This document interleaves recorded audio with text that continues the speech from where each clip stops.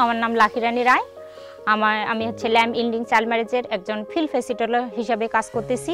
এর আগে অহরহই হচ্ছে বাল্য বিয়ে হয়েছিল।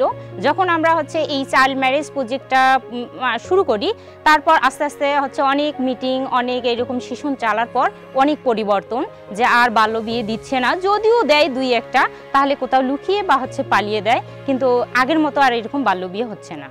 পারিবারিক অবস্থান ওদের আগে ছিল যে আসলে পুরুষরা সব সময় হচ্ছে যে কোনো কাজ করতো না, বাড়ির বাইরে যে শক্তিশালী বা চাকরি ওগুলোই করতো। কিন্তু এখন হচ্ছে যে সেশনগুলো পাওয়ার পর হচ্ছে বাবা দল মা দল দুইটাই হচ্ছে থাকে, যেখানে সেখানে অবশ্য প্রতিটা পরিবারেই এরকম পরিবর্তন ঘটে যে স্বামীরা এখন পানি এনে দেয় রান্নার কাজে, বা হচ্ছে বিছানা গোছায়, ঝাড়ু দেয়, এবং বাচ্চাদের লেখাপড়ার হচ্ছে ওইখানে নিয়ে বসে, যাতে ওরা হচ্ছে লেখাপড়া সুন্দরভাবে করতেছে কিনা বা বাড়ির কাজগুলো সমানভাবে করতেছে কিনা, মানে সব দিক এখন খেয়াল রাখে প্রতিটা বাবাই। এবং মায়েরা যে কথাগুলো বলে পরিবারে, এখন বাবা মায়ের মতামতের ভিত্তিতেই কাজগুলো হয় প্রতিটা পরিবারেই।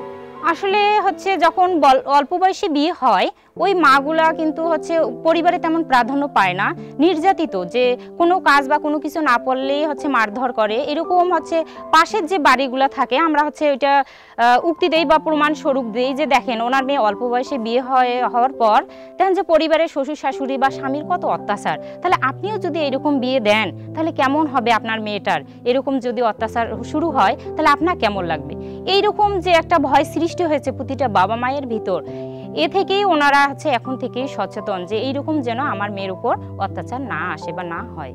হ্যাঁ, প্রথম আসতে চাইতো না যে আসলে এগুলো কি মিটিং, আসলে কি সেশন করান আপনারা, কিন্তু যখন না প্রথম সেশন পাইলো, তারা না বুঝলো যে না ঠিক হইতো, এই সেশনগুলো পেলে আমাদের পরিবারে অনেক উন্নত হবে, বা আমাদের যে পূর্ণ ধ্যান ধারণাগুলো আছে সেগুলো আর থাকবে না, সব মুছে যাবে। প্রতিটা মাই এখন আমাদের এই সেশনগুলোতে আসে এবং হচ্ছে প্রতি মাসে সেশনগুলোতে ওরা হচ্ছে সুন্দরভাবে শোনে আলোচনাগুলো।